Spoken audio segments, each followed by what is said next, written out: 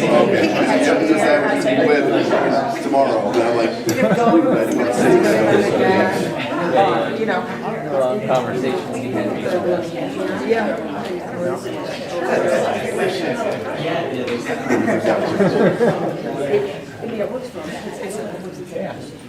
It all worked out. It all worked out. Students often use extensions, is what she said, so. Yeah, I remember. Did any of the team need more points to foul? We were losing quite a lot of times. It was we had like 2 or 3 15-point fouls. We had a lot of big fouls. Well, one was your fault. Oh, you were shooting late. That was we had one that was our fault. One was our fault. The 2 were being late.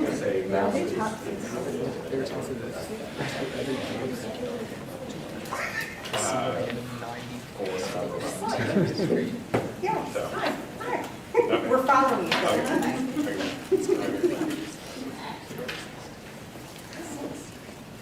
Great, she left already, I'm sorry.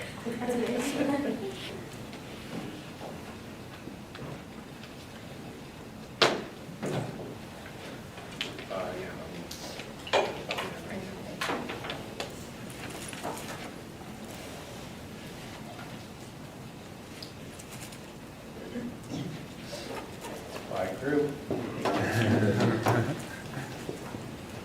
That won't last.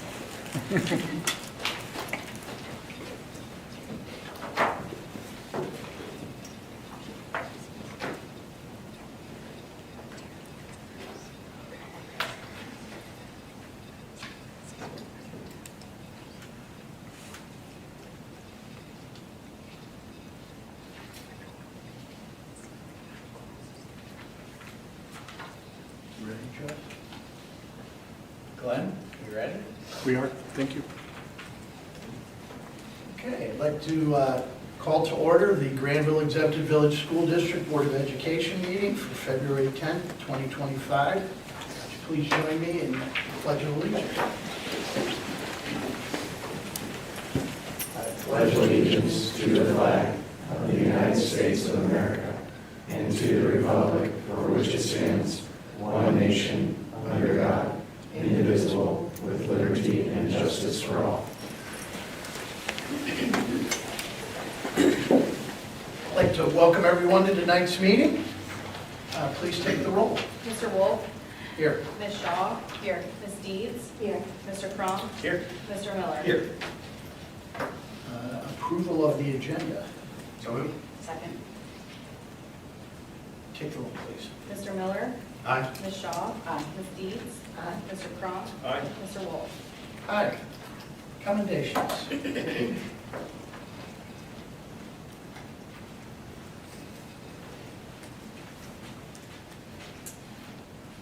All right, tonight we'd like to recognize a team of students who came together to host a robotics tournament at the Reese Center at OSU Newark and COTC on January 11th. GHS student Owen White served as the director of the Central Ohio Qualifying Tournament for First Tech Challenge, or FTC. The tournament involved more than 150 teams who designed, built, and programmed robots to compete on a field in which missions must be accomplished in order to earn points for the respective teams. In addition, the team had to deliver a presentation to a group of judges for an opportunity to win awards and advance to the state championship taking place in March of 2025. So hosting a tournament of this magnitude required much planning over many months leading up to the event. Determining the venue, obtaining sponsors, scheduling events, arranging for judges, speakers, and so much more was carried out by this team of 9 students. This was an enormous undertaking for this group of students to plan, prepare, and host this tournament during the school year on top of their demanding school activities and family schedules. We'd like to recognize the director, Owen White, and his team. We did start the fire. They might be wearing their swag tonight. Grace, Purin, Peyton, Owen, Yingling, and Adrian, come on up. As you stand right here, I'm going to recognize you. And there is a note that 2 of their teammates are from another school district, Caleb and Josiah. So, yeah, stand right there, so the paparazzi can get photos. Because the team hosted the tournament on January 11th, they automatically advanced to the Ohio State Championship in March. However, they did well enough at the tournament at Kent State that they would have advanced anyway, as they won 3rd place Inspired Award, which is given to a well-rounded team that is a role model for the first organization. Congratulations and good luck in March. Now, before you clap, Owen probably sent me, I don't know, 6 or 7 emails. And he did actually have to worry a little bit about the weather, didn't you? Yeah, so, everybody takes for granted that Mr. Brown makes those snow day calls. Shoulders, and there's a lot riding on it. It can be a little nerve-wracking, can't it? They can. Yes, but I actually went to visit the tournament, and all the students were actively engaged, facilitating the process and orchestrating a really well-run event. And I mean, it was impressive. So I felt it would only be right for us to commend you tonight as great representatives of Granville Schools. So thank you very much.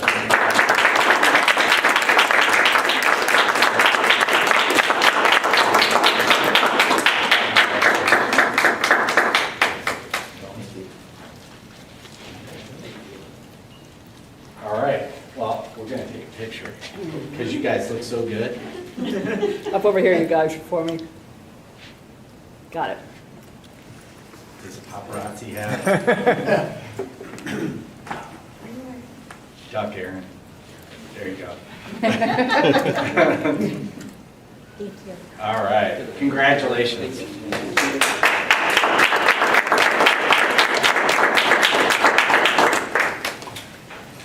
And that concludes our accommodations, and that means that you guys can leave. If you want. You're not forced.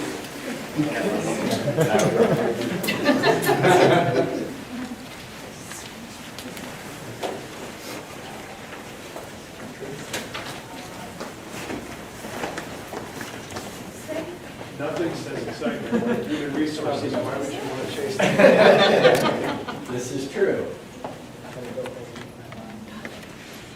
Would you like me to get the letter now? So, Mr. Petrie is here to give you a little bit of a human resources update. If you remember last year, he was new in the position and did a little presentation. And I'm looking forward to hearing this presentation because a lot has changed in not only law, but some of the pension systems that we operate within. So I hope that you'll have a broader, better understanding of the human resources world in Granville Schools. I was trying to buy as much time as... Yeah, you did a great job. You just well, there it goes. Yep. And then you just hit enter on the remote. It'll flip over. Yeah, I did actually practice this, but it doesn't look like it. Well, thanks for listening to me this evening. That's interesting. Okay. All right, so I have to start off by giving a thanks to the team that I work with upstairs here at the board office, especially Marie and Janelle. There's a lot of information that we work through together in order for me to be able to do my job and assist in our mission and vision of what we do. So I did say this last year, but I want to reiterate the core goals and the mission of our department is to maximize our staff's ability to focus on core essential functions of their professional work. Let teachers be teachers. Let the people who work here, let our counselors do what they need to do. And we want to reduce the barriers they have to do in their work through the jobs that we do. We also, a mission of ours is to recruit and retain staff that will be an essential part of this district mission and vision. To focus a little bit about this recruit and retain piece in terms of legislation and regulations. So the purpose here, I've got only three main things I want to talk about. Legislative and regulatory changes that are going to impact staffing, staff demographics, how that fits into the staffing and recruitment, and then some updates on some smaller projects that you'll see or may not see, but I want to give you some insight into what we're doing through our department. There's been a lot of talk, certainly, and there'll be much further discussion about growth in the district. That's one way of looking at how we have to address staffing issues because of those factors that are coming in. The other thing we have to look at is our staff as it stands right now and how they're moving through their careers, and then how legislation can impact that. So this last budget that we had from 2023, the legislators put forward that there would be changes that were made to the license bands. So it was a rebanding of those licenses. Currently, right now, we have, for the majority of our teachers, there are bands that are pre-K through 3, 4 through 9, and 7 through 12. The exception to this would be particular positions like foreign language, the ELL, music, and health. Those are pre-K through 12. However, with this legislative change, which is in Ohio Revised Code 3319.22, it's calling for the State Board of Education to establish grade bands of pre-K through 8 and 7 through 12. Those of us who have been in education for a while realize that everything old is new again. This is what it was like before the changes of 1998. So we're going back to that. The other addition to this that's important, especially right now, is that a school district under this legislation may have an educator teach outside of that grade band by 2 grade levels for no more than 2 school years at a time. So why did they do this? Well, there were so many concerns about available educators in the field and being able to fill positions around the state that they created this law which would expand the candidates. So what does this, so the potential positive impact of this rebanding is it does expand the field of eligible applicants at this point, because now you may have a position where you have a 6th grade position that you needed to fill, and then with a pre-K through 3, with that license band expanded, they'll be able to teach that. Flexibility of teacher transfer, and I did put within the scope of the CBA. I mean, the collective bargaining agreements do have rules about teacher transfer, involuntary transfer, and then teachers with the current pre-K through 3, 4 through 9, and 7 through 12 license may remain in those. When I sent this out in my HR notes that I'll talk about, I had a number of emails that came back to me asking, do I have to change to these new licensure bands? The answer is no. And if you recall, if you've been in education as long as some of us have, that we still have a number of teachers who have K to 8 licenses from the past, or 1 to 8 licenses, that they still are able to retain. So that doesn't have to change. Those people, actually, though, they may transition to the new license if they wish. In fact, I've had a couple reach out to me and ask if indeed they could transition, so there'll be some rules. Those rules have not been finalized yet by the state board, although the legislation went into effect with the 2023 through 2025 budget. It's taken them a while to get those rules out there. What are the potential negative impacts of this expansion? In talking with some of our principals within the district here, the concern is it dilutes the specialization in some critical areas. So the 4 through 9 licensure band was really important because you got specific teacher training for students in the middle grades. Well, what this legislation is directing our colleges of education to do is to create programs now that are, for lack of a better term, more diluted in terms of specializing. So you're going to get a K through 8 license. You're not going to get a specialized license in middle grades. I put flexibility of teacher transfer here, excuse me, because depending on which side of the equation you're looking from, it may create some susceptibility in certain places for people to be moved. when they didn't really want to because now the license has expanded. And then the other thing, the negative impact here is this all sounds great, but in talking with a couple of the colleges of education, these programs for the new license haven't even been fully developed and designed yet. So we don't even have first-year students that are in, they're still enrolling in a 4 through 9 program. So the potential impact of this is fully not going to be seen potentially for 5 to 10 years as far as creating some relief. Okay, so we're going to shift gears a little bit and talk about retirement system changes. In November of last year, a very significant change was voted on by the STRS board that reduced the eligibility from 34 years to 33 years of service at any age. Additionally, members would be granted eligibility with 28 years of service for a reduced benefit. These rules will be in place through July of 2027, and it's anticipated that the STRS board is going to meet this spring to discuss whether or not the 2027 date is going to be expanded out further. So this represents a significant departure if you go back approximately 10 years when the health of the STRS fund was not as good. They were actually trying to make it where you had to wait longer to retire. It was 35 years and the word "and" is important, 60.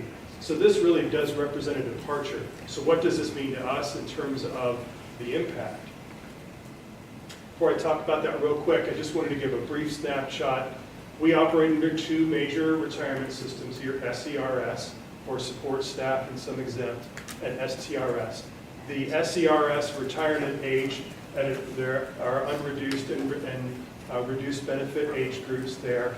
And we're looking at an approximate age of between 62 and 65 years for retirement. And you can see, I made that big difficult to see here, but again, depending on what someone's financial situation is, we could have retirements with 25 years of service as early as age 55 in SERS.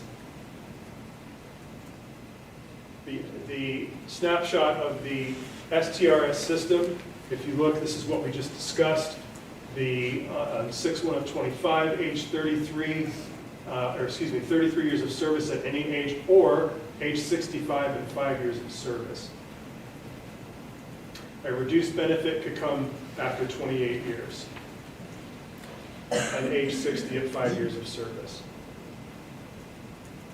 One other additional thing that I didn't know when I was preparing for this and looking at the retirement system, there is STRS has what's called a defined contribution benefit, which is when the money that you're depositing in through retirement is yours to invest. This is different than the defined benefit that most teachers have. The age of retirement under this plan is age 50. So, and that, although the numbers are, I'm having trouble finding the exact numbers, only about 6% of teachers are in this defined contribution plan. As this rolls forward, there may be more and more. This was rolled out in 2001, so we're getting to the point where we may have more and more defined contribution members within the teaching ranks that then would be able to say at age 50, hey, I'm going to retire from this, move on to a different career and work, and then be able to draw on that. Okay. So, trying to bring this full circle with how this impacts us. Let's look at our current situation here in the district. So we're going to look at a couple of different things. We're going to look at service, and then we're going to look at age. All right. I took all employees together, not just certified staff, because it's really important to value the fact that we've got a lot of support staff members that may be nearing retirement age that have critical roles in the district. So 272 regular staff members, and the average Ohio service in those 272 members is 15.3 years. Notice, of course, when that average goes higher, that means you've got more people that are getting towards that retirement age. Staff with under 10 years of service, there are 77 of those staff members. And Staff, these are bolded because these to me are really critical to the confluence between the growth of the area and our staffing, and then what our current staff looks like. Staff with 33 or more years of service, we have 11, 10 of them are certified. So what does this mean based on what I just shared? Is that we have 10 staff members who could retire effective July 1st of this year. And we have to be constantly, now that's their own personal decision. So the dialogue between us and those certified staff are really important. The next one also is extremely important, that staff with 26 or more years of service, there are 36. So if you look at that reduced benefit age, remember, it was 28 years. We've got 36 staff members with 26, so we're looking at, potentially within the next 5 years having a significant number of staff members who are of retirement age. This line I inserted here, this graph kind of represents in 5-year bands of service where our district is. So 0 to 5 years of service. And you see a really critical point here, between 15 and 20 years of service is the largest group of staff members in the district. So this whole thing is going to shift this way naturally as we go through time. And if you think about, again, this word confluence of growth, if we're looking at 5 to 10 years down the road, well, 10 years down the road for somebody who's 20, they're at 30 now and approaching that age where they're eligible. Shifting to age, because age is another component that you can hit a particular age and your service credit doesn't matter as much. The average age of our staff, 47.1 years. A number of staff over the age of 54 is 82 of 272, or 30% of our staff at this point. And again, I did an age distribution here. You can look, it looks fairly similar to the graph you just saw in terms of, and it should, years of service versus age moving through.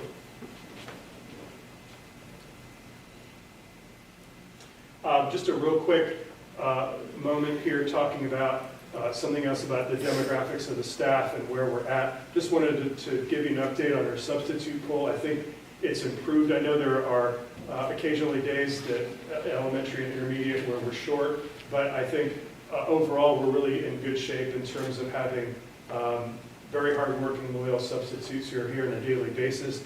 At this point, there are 69 active substitutes with 5 billing substitutes. Those are individuals who are assigned to come every day, and they're deployed where they're needed within the buildings they're assigned. We've got one now that's shared between the intermediate and elementary that we could go back and forth. Approximately 30% of the sub-pool is working on a daily basis of those 69. And our fill rate, if you look over the course of the year, is between 85 and 90%, meaning at any given day we may have 1 or 2 unfilled assignments in the building, which is actually pretty good. The last thing I want to talk about in terms of demographics, this really doesn't have anything to do with staffing or retirement in the sense I was talking before, is I got a communication from Ohio State a couple of weeks ago asking the question, we want to know how our grads are doing. And I thought, that's interesting. I don't know who is an Ohio State grad who works in the building. That's not something that I've been able to dive into, and in fact, I'm not certain that on a district level we really have done an analysis of that. So with the help of Marie and Janelle, we dug into transcripts and we filled out a chart, and I was able to gather some really critical information about where our staff members have their training either as a teacher or for a bachelor's degree. So this is a real quick snapshot, and it's not surprising of where a lot of our teachers are getting their teacher training or their bachelor's degree: Ohio State, OU, Miami, Ohio Dominican. So what this also does is gives me a better idea of when I get a call or an email from these institutions, I can then find the person and I can have a conversation with that building principal about, they need some feedback about how their graduates are doing, and we have a better ability to do that. It also helps me when I'm reaching out either for teacher fairs or reaching out to universities to collaborate about teacher training programs. I can see where those communications may have the biggest impact. Certainly talking to Ohio State and Ohio University in Miami about their teacher prep programs is going to be important for us to do. Okay. The last thing is advanced degrees, 191 certificated staff. 42 institutions are represented with our master's degrees. Ohio State still ranked 1, Ashland being 2, NVNU, and Ohio University. So in terms of specialized instruction, either teacher, master's in teaching or education and other programs like that, again, it allows for me to be able to reach out and look at those programs. I'll try to wrap up here quickly, but I do want to update you on a couple of things to pivot a little bit about some other projects that we have going. You probably noticed actually for quite a while there's these big boxes sitting in there as you come in. So we, at the end of last year, we had wellness money to spend, so we got together as a committee and we did some brainstorming about how to use some of those remaining funds. And I looked at, there's something called the PUMP Act, there's the Pregnant Workers Fairness Act, and we looked at creating spaces within each building for expectant mothers or mothers who have recently had children, and giving them a space to use a pump and be discreet about that and have very calming space. So we were able to take that money and purchase some comfortable chairs, a refrigerator that would be put in there, and I'm working with the principals now to clear out some spaces within the buildings that will be that sort of calming space. When it's not being used for that specific purpose, we would invite staff for just a calming room in case they needed to take a break. So I'm hoping that by sometime mid-spring here, we can get those spots settled. And again, it was paid for through wellness funds. Another thing we did with wellness funds is we realized that high blood pressure is something that impacts our staff. It's one of those things when we look at wellness, a number of staff members are getting treated for high blood pressure. And one of the things that is recommended is if that's you have high blood pressure, that you check that at home. And so what we've done is we purchased a number of blood pressure monitors that can be checked out and taken home from the nurse's station. And so I sent out in my newsletter some instructions on how to use those things. But teachers or staff can either use it, they could use it in the classroom if they wanted to on a break, or they could actually take them home if they wanted to use it at home. Other wellness highlights, Zumba classes have been occurring that are open to all in the district, and there's a walking golf league that's continued, that's been happening for a couple of years. Our local professional development committee, we've done some revising of our bylaws to improve the process of teacher relicensing.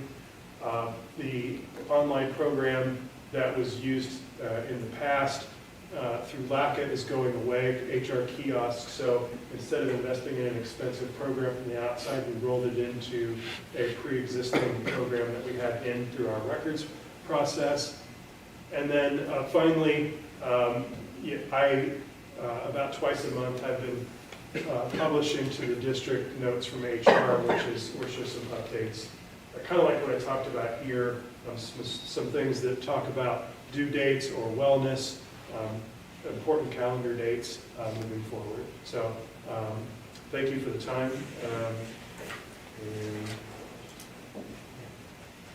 This is a required part of all district presentations now. Yes. Questions for Mr. Petrie? A couple of questions, but first, I want to just say, kudos for the work on the proactive healthcare. Getting in front of that and really helping our staff be happy and healthy and well in all cases is fantastic.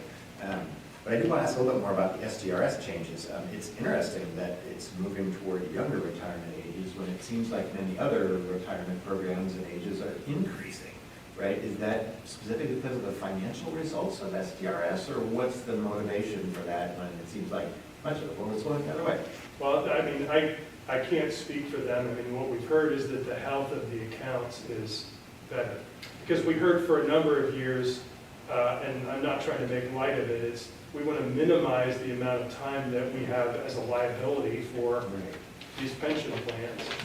But I think also to look at the fact that there are three, I'll try to answer this briefly, there are three different types of retirement trajectories in terms of the plans now.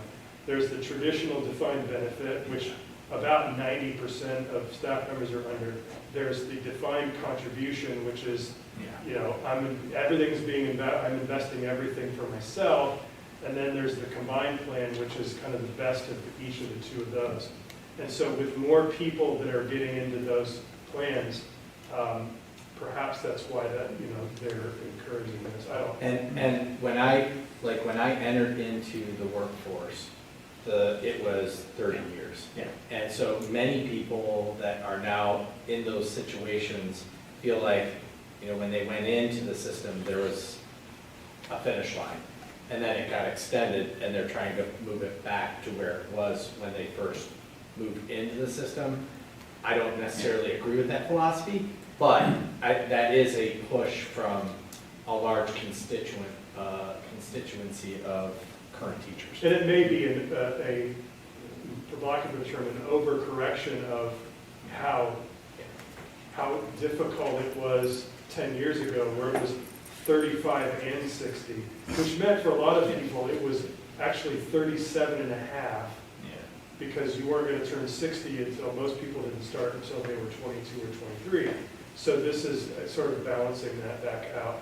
You know, if the health of those accounts then starts to decline, there may be another push to move that service requirement up. I mean, the joke that we had made 10 years ago is that, you know, by the time we get to retirement age, it's going to be, you know, 40 years of service. Yeah. But so we're happy to see that for people who've been working hard for decades. Yeah. Well, when I think about the parallel with like Social Security, for example, and so forth, it's like, that's not maybe doing quite as well financially as SCRS, which is good for SCRS, I suppose. And is there any feedback on how the defined contribution programs generally work, or is that all individually managed in terms of the results of those return ultimately in retirement of that kind of a program or blended program relative to defined? Well, without giving too much information, I can say I'm in the combined plan, so I do have an insight into what both look like. It is really totally up, that personal investment piece is totally up to you. Right. So you can go in and say, you know, I want something that's really aggressive, and it gives you options, large cap, small cap, you could do, you know, mutual fund. So that really is, it's kind of saying to those people, hey, this is yours, it's up to you, we're not going to take responsibility for this. It is just like investing in any other way. Nice. So they did for a while put in these guaranteed rate returns, where, you know, at one point it was like, if you keep it in for this long, it's going to be a 7% return guarantee because of the volume of money that was in there. It's also really good to have a kind of an idea of our retirement pipeline and teacher ages and things like that. So thanks for the analysis on that. You know, I think we're going to continue to grow, right?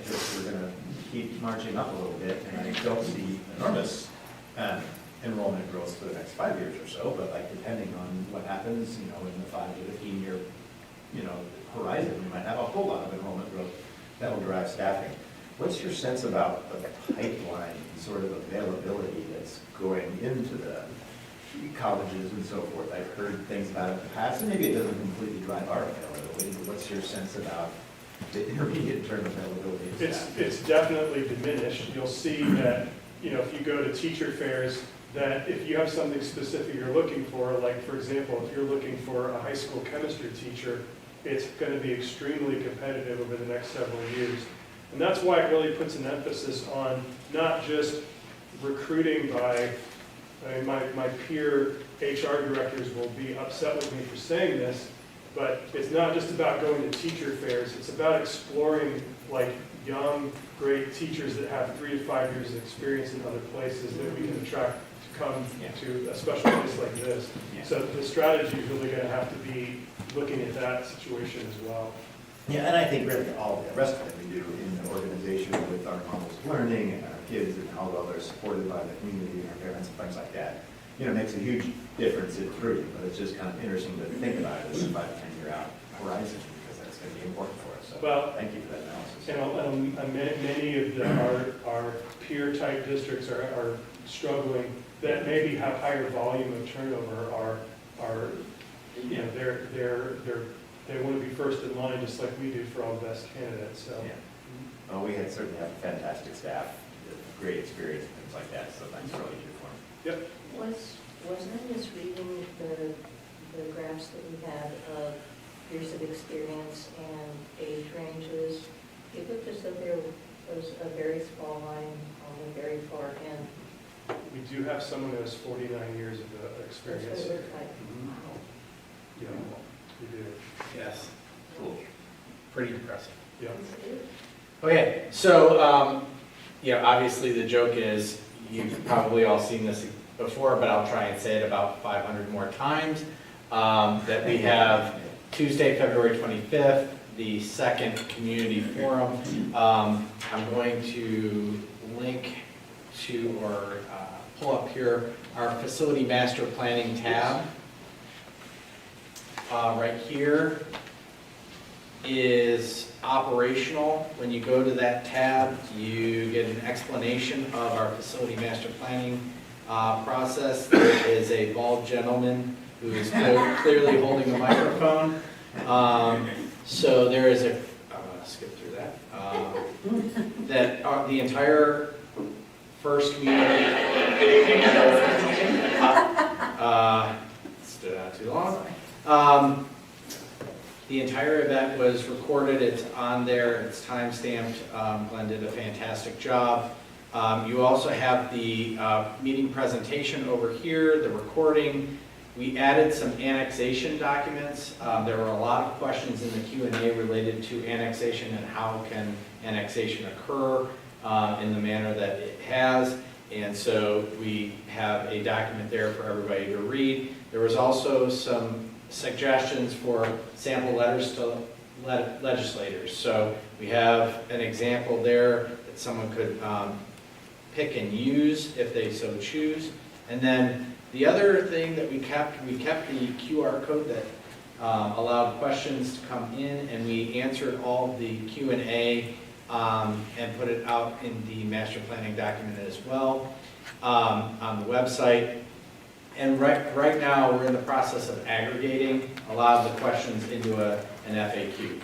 We want to answer every question, but now we're going to kind of shrink it down and make sure that there's some consistency of our responses to some of the broader questions that were asked. If you remember in the facility master planning process timeline, we're in the connect section where we're connecting with stakeholders. Tomorrow night is our facility master planning or our strategic planning task force meeting, and that is the group of 40 community members that have been helping us for the past 2 years look at data, build their awareness of funding and enrollment trends and land use and all that good stuff. We have that meeting tomorrow, and then the 25th, we're going to be at the high school again. It says theater, but most likely we're going to be in the commons because we're going to be doing some more small group versus presentation type of activities. So we are encouraging residents to come and participate in that process, and we'll be communicating over the next 2 weeks a little bit more intentionally. All I wanted to do is just give people a look at our website, and I know it's also part of board discussion, so we can discuss it at that time. Any questions? Okay, and I am going to exit out of this, and then Brittany is going to take over for the monthly financial.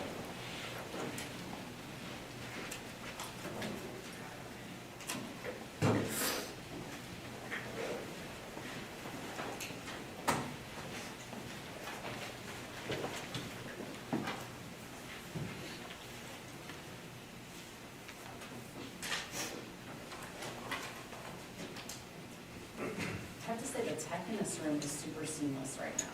Yes. They're very good. A joke or? No, I'm totally She's impressed. frozen. I What are you think you're talking about? frozen right now. Yeah.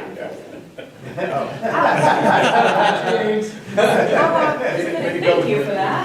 No, I mean, there's no cords. Everyone's just moving around. She's got her clicker. I'm just gonna talk to you. You guys have printed copies, so we'll walk through the printed ones. Sorry. Okay. Okay, so our cash balance comparison for the month of January, We're a little over $1 million over where we were last January. That continues to be from the carryover cash balance that we had at the end of last fiscal year. January is also our low point for cash for the fiscal year. So we'll start to build back up with our property tax advance payments, which we'll receive starting in February. For revenue for the month of January, really just the highlight for the month, we have the income tax payment, which came in 3% less than last January's payment, and about $100,000 less than what was forecasted. So obviously that's not what we wanted to see, but it's not a huge discrepancy, and potentially something that can reverse trend with the April payment before the end of the fiscal year. We continue to see the variance in the other income component versus payments from withholdings. So there's always variability in that type of income. So we would anticipate to see some variance there. For revenue for year to date, local tax, even with that decreased income tax payment, is still up over prior year from the previous income tax payments as well as the property tax payment, because we did receive some increase on the inside millage from the reappraisal process and new construction. And then we're just continuing to see some timing differences on the state revenue line item. On the expenditure side for the month of January, really very similar to what we saw last month. Almost all three line items are very much in alignment. Salary and benefits continue to be up with additional staff we've added, base increases, etc. But also January is when our new insurance rates go into effect, so we always see that reflected starting in January. Year-to-date expenditures bring with it a little bit of timing variance. So we continue to adjust for the capital project transfers, since those are happening at different times throughout this year compared to last year. So after adjusting for those transfers, expenditures are up over previous year $1.4 million. Purchase service continues to be up for the same reasons we've talked about before with special education, contracted services, and then salary, base, and steps, as we talked about previously as well. Capital projects fund update. We did have one small payment on the air handler project at the high school, but a majority of that's going to be completed over the summer, so we'll start to see payments come in later this fiscal year. Then we have our cash reconciliation. Nothing to really highlight there. But then we have two bonus slides for you today. So one, unfortunately, is not in your printed copy, so I'll hold that to the end. But we do have the credit card report in there. This is required to be certified twice annually, which includes a report of any rewards that we receive from any accounts that we have actual cards for, plus Amazon, which none of these give us rewards, really is the bottom line there. I have been looking into other credit card programs that offer rewards, so that might be something coming down the line. The last item I wanted to talk about is the governor's proposed budget. So we are starting the budget cycle process, which always starts with the governor's proposal. And the highlight from his proposal is that he is trying to eliminate the guarantee. So as you've heard me say, for the last 2 years, really for the last 5 years, we're on the guarantee, flat funding, which means that we would not see an increase in state funding as enrollment increases. But if the guarantee is eliminated, that means that we would see a decrease in state funding even as enrollment increases. So based on a 5% reduction in fiscal year 26 and a 10% reduction in fiscal year 27, we would lose about $1 million over that 2-year budget period. And if that carries through the forecast period, that would have a pretty detrimental impact on our cash balance at the end of the 5 years. So the governor's budget is always just a starting point for discussion. So I do have some hope that there will at least be some language put into the budget around enrollment and tying the elimination of the guarantee to enrollment. That was the governor's intent. If you saw any of the talking points from the governor, he talked about not wanting to fund for phantom students, which implies that it is tied to enrollment, but it is in fact not. So that's really challenging for me, because I think it's very confusing for me to understand, let alone anybody else who's trying to be engaged through this process. It's also specifically challenging for 30-some districts like us that are on the guarantee but have increasing enrollment. So, you know, Jeff met with legislator on Friday to share our story, has another scheduled meeting to continue to inform our legislators of our particular situation, because it just really depends on individual district demographics and where they are, how far on the guarantee they are, and what this would impact them. So stay tuned. We're hoping for some adjustments to that, but we were very disappointed to hear that that was included as a starting point.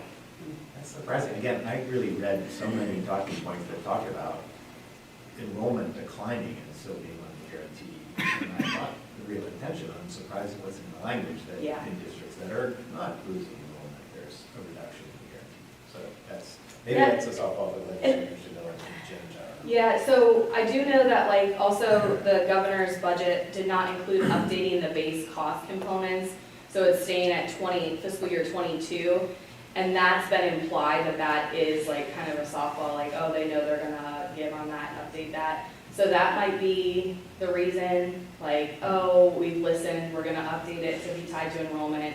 I don't know if it was just straight up missed.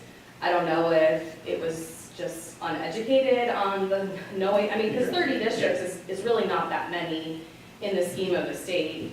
So it could just be the assumption that all districts on the guarantee are on the guarantee because of declining enrollment, because that is the case for a majority, large majority. So who knows? And I want to thank Brittany for digging into the governor's proposal, because I was able to sit down with our local legislators and say, this is the direct impact to us. And I used the facility master planning process. I used some of the documentation that we have in the presentation related to future growth, and realizing that we will not receive any additional dollars for potentially a pretty large increase in enrollment and lose potentially $1 million in the 2-year budget, that's catastrophic.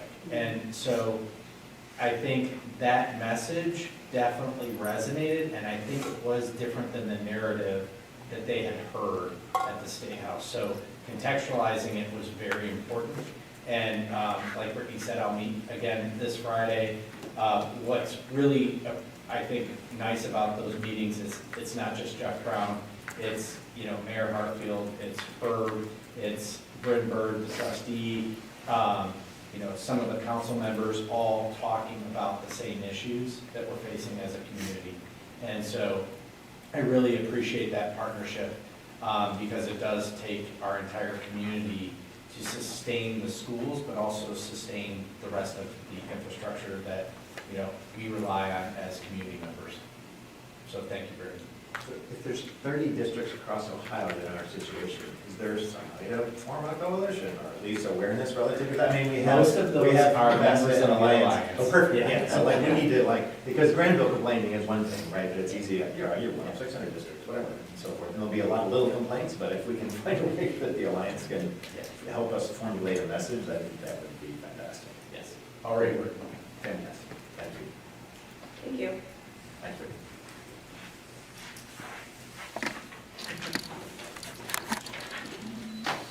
Seamless.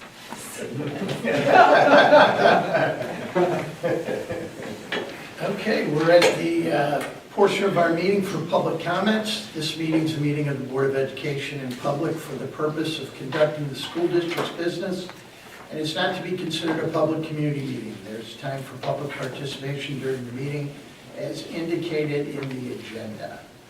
I welcome anyone that's interested in making public comment. Please step up to the podium, state your name. My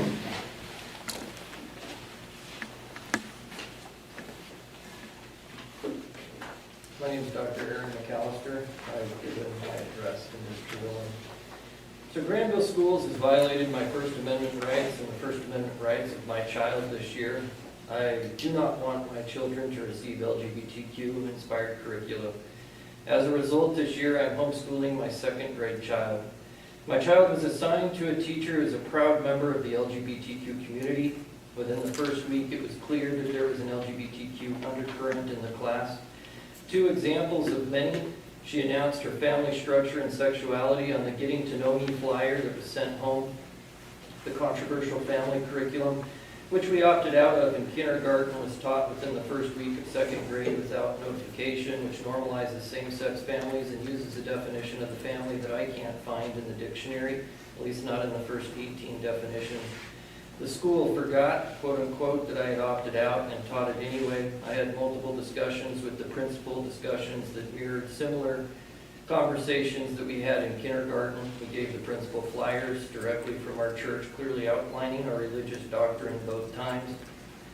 In the end, the district refused minimal individual accommodation to switch my child to a different teacher or a different class. And as the district believed that the teacher's right, well, largely the district believed that the teacher's right to teach LGBTQ themes superseded our religious rights and parental rights to opt out. And it was either compromise our religious values or remove our child from school, so we pulled our child from school to homeschool. In exploring options for the 3rd grade, I sent an email to the district asking whether or not it was still the acting policy of Granville to prioritize the rights of a teacher to teach LGBTQ over a parent's right to opt out and switch teachers. The reply was surprising for 2 reasons. First, I was told Granville follows all anti-discrimination law, clearly referring to the teacher and not the student.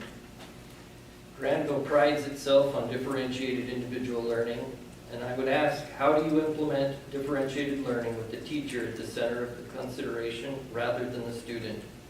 Second, the email stated that no other parents are complaining, but there are other parents. I have had lengthy discussions with other parents in the class who lament that they do not have the time or resources to homeschool, yet dislike the LGBTQ themes, LGBTQ books that are read in the class, and LGBTQ iconography, which comes home on class projects. Some fear district reprisal if they speak out. Also recall that the school board meeting had to be moved to the high school auditorium to accommodate large crowds when the controversial family curriculum was introduced in kindergarten a few years ago. One of the very things I objected to this year. So no, I am not alone. But how many complaints do you need anyway for individual accommodation? It is individual, after all. If a child has severe allergy to peanuts, does the school make an accommodation or tell the concerned parent that they are the only ones scared of peanuts? If a child is bullied, are classes changed to separate victim from bully, or are parents told their child is the only one complaining? Or heaven forbid, if a child is sexually assaulted, do you say no one else is complaining, or do you investigate? I would trust that in each of these cases and many others, a single concerned parent is sufficient. So why not for LGBTQ instruction and the religious rights of parents and children? In discussions with legal counsel, a teacher's right to discuss LGBTQ issues with her class does not supersede a parent's right to opt out. Nor is it discriminatory to the teacher to move a child to another class for minimal accommodation. Granville has this exactly backwards. And so I would encourage the board to review these misguided district policies. Thank you.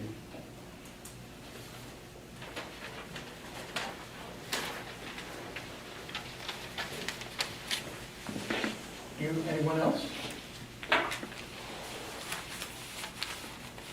Thank you, Dr. Kowski. Now we'll move on to board discussion. Can I start with the water line extension to GIS? Sure. And then move into the facility master planning? Okay. So action item 10.03 is the approval of a water line extension to Granville Intermediate School. I felt like I didn't want to just describe it in the action agenda because it takes some explanation. When the intermediate school was built in the early 2000s, a decision was made by the village council not to extend a water line out to that building at that time.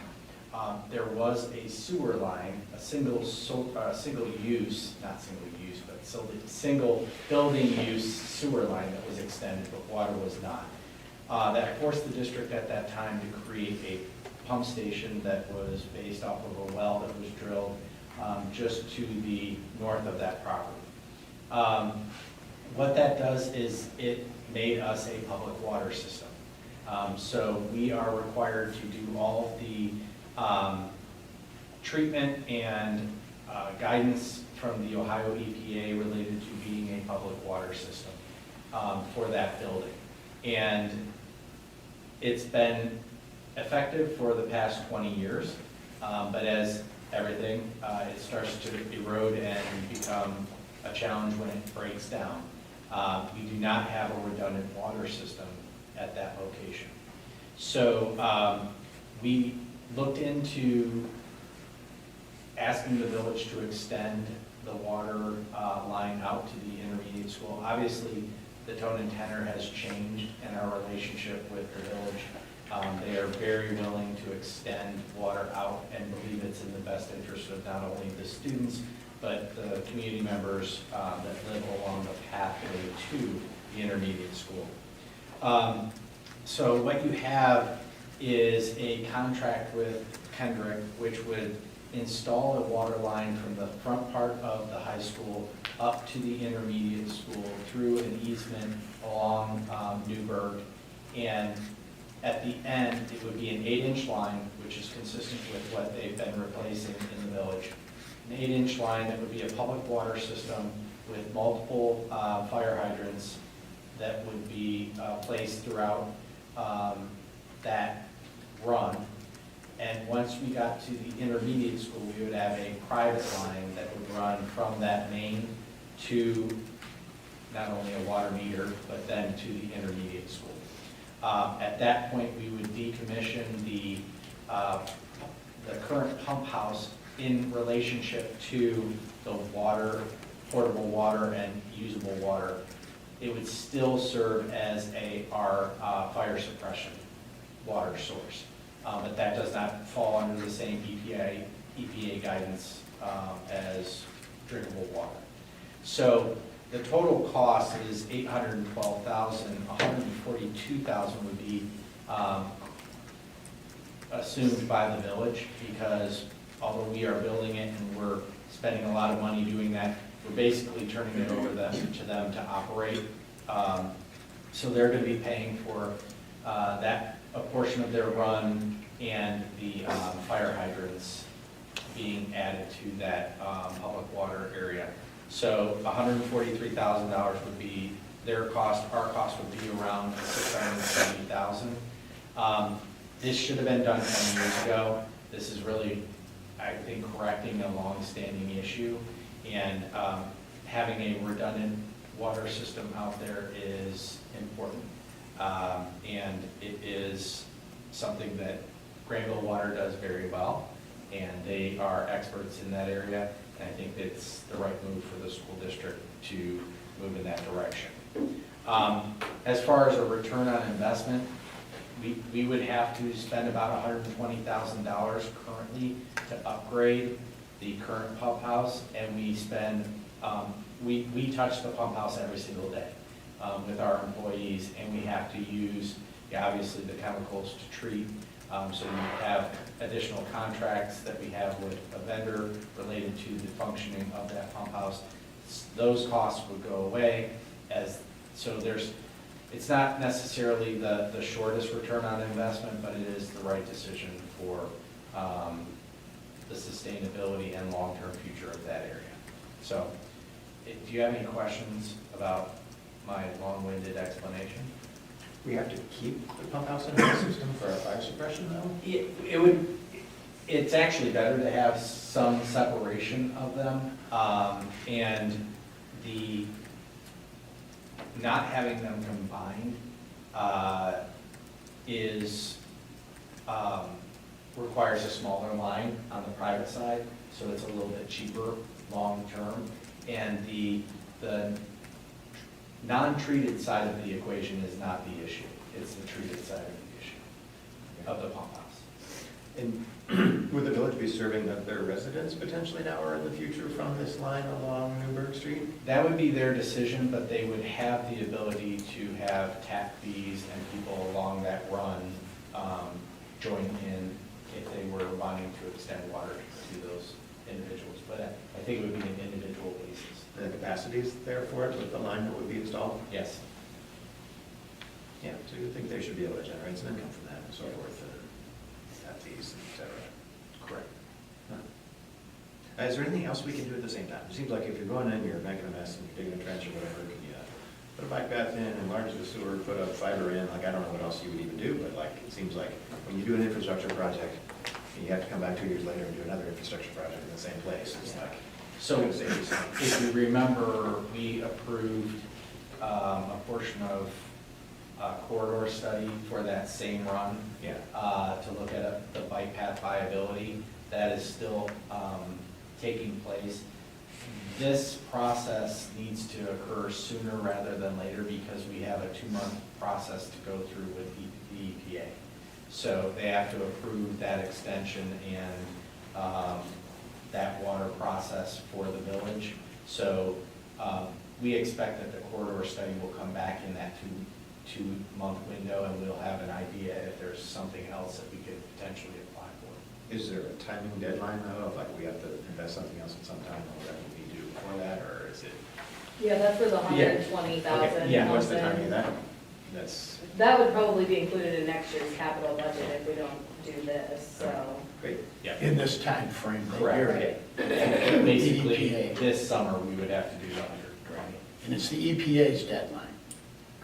They don't have a deadline, they just have if you want to align up the Okay. EPA approval and then start digging immediately because you have soft ground and you want it viable for the fall usage or August usage, we kind of have to time it up relatively soon.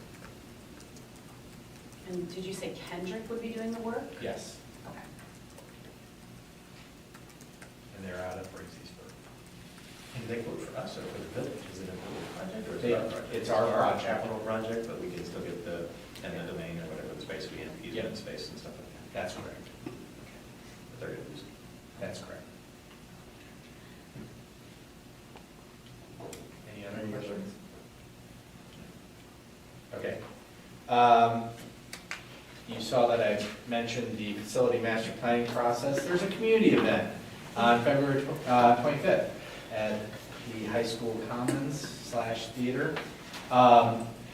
And, you know, this is really going to be the second meeting is really designed to start framing out some of the strategic decisions that are going to be made with the community and with the community's input. I feel like the first meeting was really oriented towards building people's capacity of what has happened over the last 2 years. I think we did a very good job of communicating that and socializing it. But really the next step is now how does that translate into some strategic decisions that the school district is going to make? And I think the orientation that we'll try and share is as we increase enrollment, what will be our moves? So if we have 100 students, come in, those students will be absorbed in our current facilities, okay? If we have 200, what do we have to do? If we have 300, what do we have to do? 400, what do we have to do? So contextualizing it in 100 students might help people understand, because that kind of aligns with the 60 homes being built annually. Looking forward to the continuation of that conversation and starting to look at ways to develop options for people to start, stakeholders to react to. And that really will be between the second and the third community event. with the help of the strategic planning task force. So, any questions about the facility master planning process? I'd like to kind of just comment a little bit. I had an opportunity to attend the City of Heath Village Council, City Council meeting. There was an article in the paper about it and things like that. And I just like, after seeing the plan, right, with the houses and things like that, and seeing the financial analysis, I just couldn't help but stand up. Because I really don't think they understand what they're doing for the Granville School District. You know, and I rolled out some of the numbers to them. It's going to cost Granville School District residents $9 million a year, above and beyond the taxes that those houses pay, which is over $2,000 per household per year, right? And I don't think they really understood that. They were just planning on like how many tap fees they could get and all those kinds of things. And I implore that they engage us in the conversation, that they start to look at options for, you know, density and models and things like that, because they want to grow, but they don't really understand the full implications beyond their own further decisions and things like that. And I really think that we have to push for a density reduction, right, from what the recently proposed plans were, because the recently proposed plans were far worse financially than their previous plans, right? And it's just not sustainable. I mean, their zoning has, what, 25 or 30 times more houses per acre than what our financial models are built on. And this is like a huge deal for this district. It's the biggest deal in 20 years, financially, culturally, like facilities-wise and so forth. And that's really partly driving this facility planning process. But I think beyond just the facility conversation, the operating expenses and so forth, really needs to be driven home across our community and, you know, across the state or whatever we have to do to bring attention to this, because their plan, which essentially takes advantage of the Granville School District for their own benefit, is really unfair in many ways. The fact that they're going to assess a $6.5 million special assessment, right, but not give any of it to the schools, I think is ridiculous, right? Park Trails had a special assessment for the schools. I think that entire $6.5 million should definitely go to the schools, because it's by far the largest part of the cost of the infrastructure that's required, right? And I don't know if that's in their plans or if there's any hope of that, but that's something that really needs to be, folks need to be aware of, right? And we need to push for, because it's just not right. So I'm hopeful that folks read the article in paper, folks will be engaged in our facility master planning conversation and things like that, and more will have an opportunity to provide feedback, not just to our own facility master planning process, but to Heath, right? Because the planning commission there doesn't really understand or appreciate the full implications of their decisions. And I hope that many people in our community will take the opportunity to raise it to their state legislators, right? So there could be plans put in place that find ways to control density, find ways to support the infrastructure of schools that's required, and find ways to potentially shift boundaries if boundaries need to be shifted to districts that can take advantage of state resources. Because when the state's going to give us less and less money over time, right, for this enormous growth in enrollment, it's just devastating financially, right? And so I'm kind of worked up about this, and I hope many others are and so forth. I don't ultimately know what the end result's going to be, and there's already things in play and in motion, but we really need to have serious conversations about appropriate density, right? We really need to have serious conversations about how, you know, potentially a special assessment is put on to support the schools. So I'm worked up about it. I went to the Heath meeting. It was great to have the support of Melissa Hartfeld, and a community member also showed up. But I think we need a lot more feedback and conversation, not only within our community, but to Heath as well, and more across the state to kind of start to address this stuff. So just wanted to take that quick minute. I know you guys read the article, but it's a really big deal. No, I agree with Mr. Miller, and I think it's incumbent, Mr. Brown was in attendance as well. Absolutely, yeah. I think it's incumbent upon us, where at least I came out of there, that there could be opportunities for discussion that we need to take full advantage of, as Mr. Miller was suggesting, you know, communicating with them. because it seemed like the mayor especially was trying to lay out some opportunities, so, you know, I think we need to, if we have to, hold his feet to the fire and say, hey, you discussed this, let's talk about it.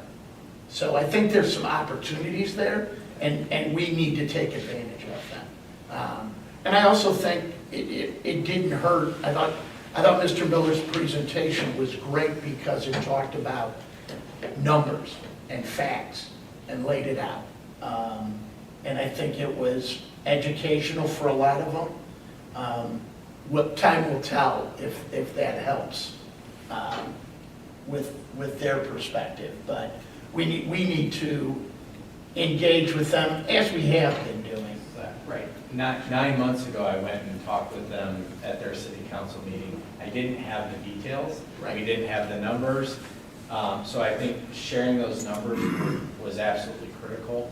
And we are in the time frame where we can make adjustments through the planning commissions and the zoning commissions operating and looking at this specific design to make an impact. So you're absolutely right. This is the time to, voice your concerns and contextualize what it means.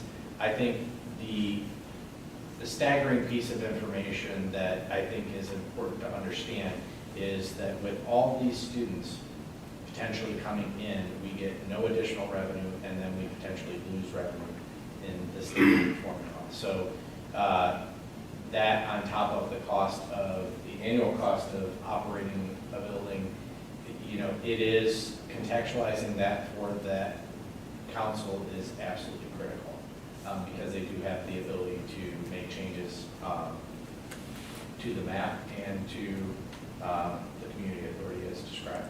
Do they meet on a specific night every month? What is that? So the planning commission was on January 23rd, and they're typically the third Thursday of the month. I think zoning and appeals is February 18th. But again, what I would suggest is look at the agenda, because some of the things that we're talking about aren't even going to be on their agendas yet. They're still going through that process. Tonight is their community development meeting, and understanding what those different groups do, I think is also critical. What is community development? That is more related to, I think, their Central Park initiative. And do you think it's more worthwhile to go to these smaller meetings or this whole council? No, I would say everything and Anything that people can go to, they should go to. Okay. Yep. Like, I think we should almost have like a rotating thing, like every time they have a meeting, let's one of us go and let's recruit 3 community members. Just to express their own opinion about how much they would like, $2,000 a year to educate those kids. Yeah. Right? I think it's big, and I hope we can get some engagement both to explain our current situation to Heath as well as, move the needle in other ways. So, thanks for asking. Maybe we can post those on the... They're on the website, they're under the Q&A on the facility master planning process. And just to add another point is, I think like many of our residents at the first engagement meeting, Heath Council was surprised at how little input and effect we can have on this. Oh. I think that was really eye-opening to them as well. People are still, I think Right. that's something we're going to have to continue to talk about Yeah. in general in our community. Right, and it's not just talk about when we have to pass a levy sometime in the future and so forth, right? It's like talk about proactively to kind of strategically plan for the facilities that are going to be required for the, educational changes and everything that's a part of this. And just to put a pin in it, they did approve the annexation of the Foster property at that meeting. So that is completed. Okay.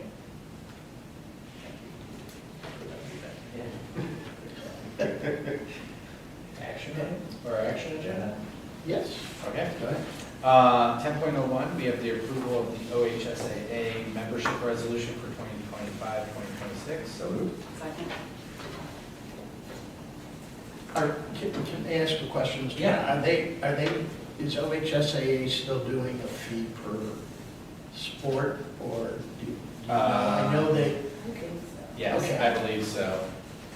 They increased their fees at some point, not too distant. yeah, when they came out of, I believe, when we really came out of COVID, they added an amount per team that every school had. I think it was like 25 or $50. I think you're right. In addition In addition to to, ref fees and all. well, in addition to being a member. Oh, okay, okay. So it was another opportunity where they could make.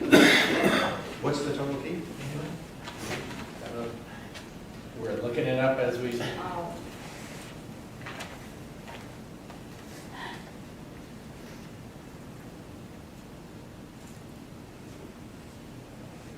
So we would pay for each varsity sport or each sport? in Yeah. general? Each OH, fee per sport. For varsity sport. or, OHSAA. It's high school. Yeah.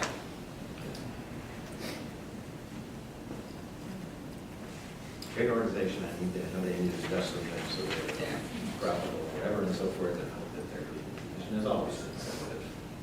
Yes, we have a lot of sports. And it's fantastic for you. And we're not the only district. I just was curious about if they were still doing it. Everybody attaches stuff sideways. This is the impact. 1,300 Total. Thank you. is the member dues. Okay, thank you. Please take the roll. Mr. Miller? Aye. Ms. Shaw? Aye. Ms. Deeds? Aye. Mr. Crum? Aye. Mr. Wolf? Aye. okay, 10.02 is the approval of resolution in support of the State Route 37 Safe Crossings Initiative. So moved. Second. Okay, so several weeks ago, the village of Granville also passed a very similar resolution. Currently, the transportation district is looking at State Route 37 and trying to assess what might be the best approach to creating a safe corridor for 37. And our resolution would advocate the use of roundabouts versus stoplights and/or turn lanes. Turn lanes don't slow traffic, they actually just try and keep traffic moving quickly. 37 has accidents on a regular basis. And so we wanted to align our perspective with the village and then submit that to ODOT and to the transportation district. Bill Lozier is a Granville resident, longtime member of that Licking County Transportation Authority. So with your approval, we will submit that on your behalf. Yeah, I saw kind of a map that was being looked at that was broader for the region in terms of how transportation would flow more effectively, right? And I think with the completion and expansion of Thornwood, which I don't know what the time frame is, that hopefully will relieve a lot of pressure there. And also there's hope that they'll put a more north-south route further west, right? So I think, roundabouts on 37 will hopefully keep it more manageable because the situation is becoming quickly is challenging. So, thanks. Take the roll, please. Ms. Deeds? Aye. Mr. Miller? Aye. Mr. Crum? Aye. Ms. Shaw? Aye. Mr. Wolf? Aye. Thank you. 10.03 is the approval of the water line extension to the Granville Intermediate School. So moved. Second. And the contract with Kendrick is for $812, but we'll spend $677. Any other discussion, questions? Please take the roll. Ms. Deeds? Aye. Mr. Crum? Aye. Mr. Miller? Aye. Ms. Shaw? Aye. Mr. Wolf? Aye. Next is the consent agenda, A through D. So moved. Second. Okay, I'll call your attention to the acceptance of donation from the Granville Athletic Boosters in the amount of $7,000 for the scoreboard project. The high school gym. Yes. No. No, that's actually It's actually the leftover donations from the athletic complex project, so Yeah. it works forward, savings forward. I caught myself, but I don't think. You're good. And then we have a couple of field trips. We have traditional items from a staffing perspective. And then field trips, we have the 8th grade field trip to Washington DC. They're going by bus again. And the marching band will be traveling to Disney in 2026 for their performance in class.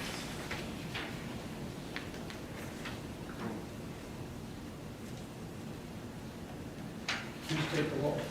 Ms. Deeds? Aye. Ms. Shaw? Aye. Mr. Crum? Aye. Mr. Miller? Aye. Mr. Wolf? Aye. Item 12.01 is approval of the January 2025 financial report. So moved. Second. Any additional questions or comments? Take the roll. Ms. Shaw? Aye. Ms. Deeds? Aye. Mr. Crum? Aye. Mr. Miller? Aye. Mr. Wolf? Aye. Item 12.02, the resolution to file complaints against evaluation of real property for tax year 2024. So moved. Second. Okay, this is a new requirement as of, I think, 2 years ago. So part of our process now for challenging any property tax complaints has to be formally board approved. It has to meet certain dollar thresholds, so it significantly limits the number of properties that we're able to challenge. So the list is dwindling. We have 2 that we're recommending this year for, and basically what happens is the properties have been sold for a value that is significantly higher than what the county auditor is currently valuing the property for taxation purposes. So by increasing the value to more closely align with what that transfer amount was, we could generate about $30,000 just from these 2 properties alone. Would that have normally readjusted itself No, during it a didn't. reassessment year then? No, Okay. the sales occurred in '23. Well, it So might we in catch it 3 on to the 6 next cycle, years yeah. because it happened. The sale occurred in '23. Reappraisal was '23, but '23 reappraisal is really based on values from '22, and we're in '25. So you miss out on that revenue during the time period that we're waiting for the next update to occur because it is so delayed. So in theory, yes, but in practicality, it hasn't yet. So you would argue for valuation that is equivalent to what the sale Yeah. price was? Yes. And the constraints that we have on when we can do this, because in the past it was done more regularly or by outside counsel in some capacity and so forth, is the magnitude of the property, of the valuation change? Or what are the primary So, changes? well, yeah, so the timing as well. So it happens all at one point in time. So we have to look at them all. So these are all for, it's tax year '24, but they're transfers that occurred in '23. We have to pass the resolution, but there's some filing deadline in March, which we do this now so that they have more time to process. And then, yes, it meets a certain dollar threshold, which I don't recall off the top of my head. Dollar and percentage threshold as well. And these are both agricultural properties? Yes.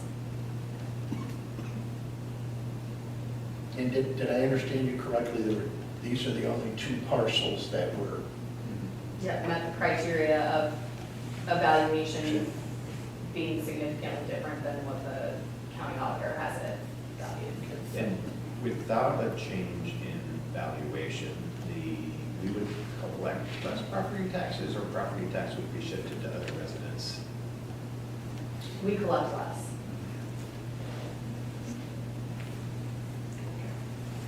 Yeah. That's not the case for all districts, because if you have an emergency levy that's a fixed sum, then it would be shifted so that the district collects the same amount, but the answer to your question for us is. Yeah, thank you. So, Take the roll, please. Ms. Shaw? Aye. Mr. Cronk? Aye.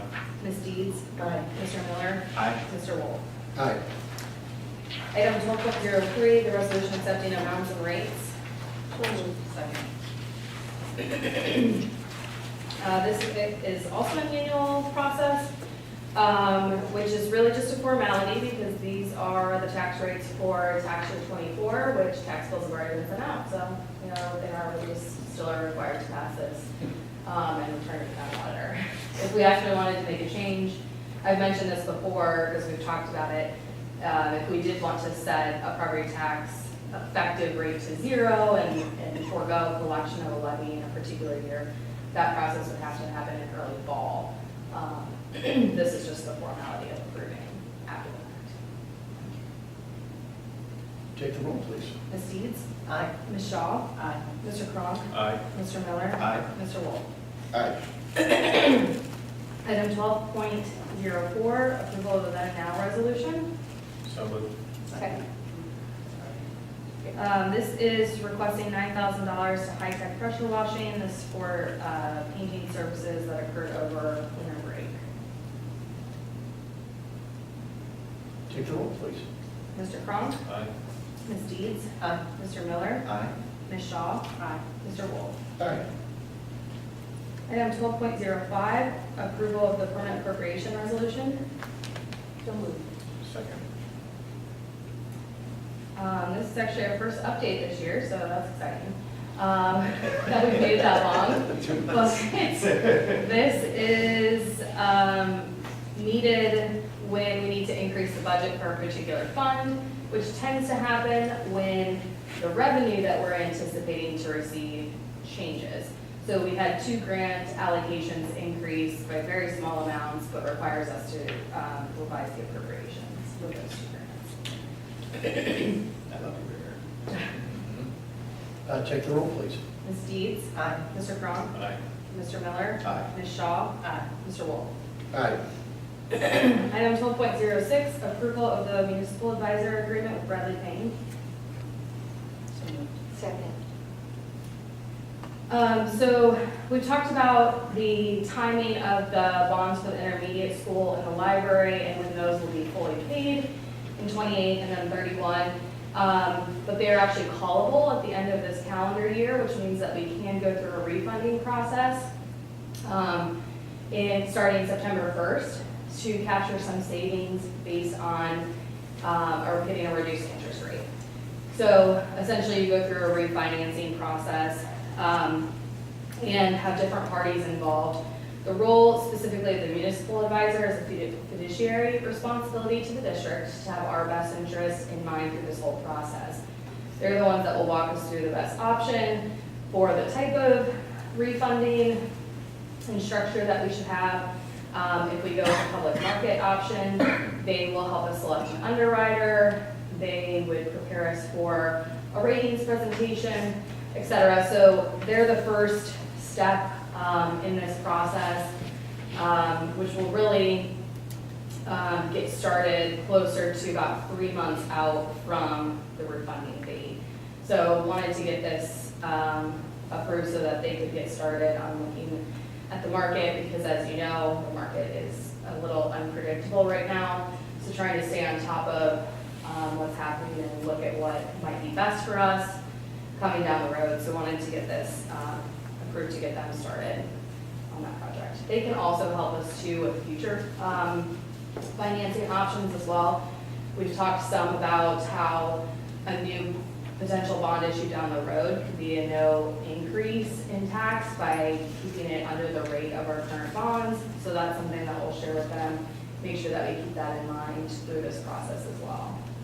Is there a specific timing for the refinancing when we need to make a decision to pull that trigger, or is it only after a certain date? So if you're targeting to do that by September 1st, which is the first opportunity to do that, there's a lot of legwork that goes into it in the June and July timeframe. So if that is something that we want to do, you definitely want to make that decision by May at the latest.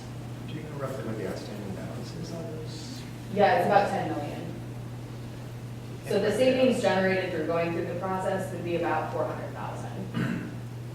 So when you look at consideration of fees for bond counsel, underwriter, municipal advisor, you want to target at least 300,000 is typically what all the interested parties would look at before going through the work to do this. So we definitely exceed that recommended threshold. What's the cost of this council? So their fee is a percentage based on the outstanding debt as well as dependent upon the type of financing that we do. So you can do a public market or a private placement. So it's a range, but it's approximately 45 to 55,000. Yeah, I think we've got some good opportunities to be creative once we know what we need and so forth. I really like the idea of continuing the existing rates and things like that as they expire and so forth, but I don't know that we know now what exactly we're gonna need a bond for, but it'd be nice to find a way to pay off as much of it as we can, and then we have cash and show the community that we're saving a bunch of interest as long as we vote this in. So I'm sure there's some interesting strategic options that Mr. Payne can hopefully help us generate. Yeah, I think we have the opportunity, so what this would essentially do is reduce the effective rate for the bond millage. But it would be minimal to where I think we could still do a new bond issue and keep it under that existing rate. So I think it's mutually beneficial to saving money now and allowing us to capture a new bond without adding additional millage in the future. That makes sense. Makes sense. Thank you. Take the roll, please. Ms. Shaw? Aye. Ms. Deeds? Aye. Mr. Crum? Aye. Mr. Miller? Aye. Mr. Wolf? Aye. A motion to consider, for executive session, to consider the employment of a public employee or official, and we don't expect to take any action following executive session. So moved. Second. Ms. Deeds? Aye. Mr. Crum? Aye. Mr. Miller? Aye. Ms. Shaw? Aye. Mr. Wolf? Aye.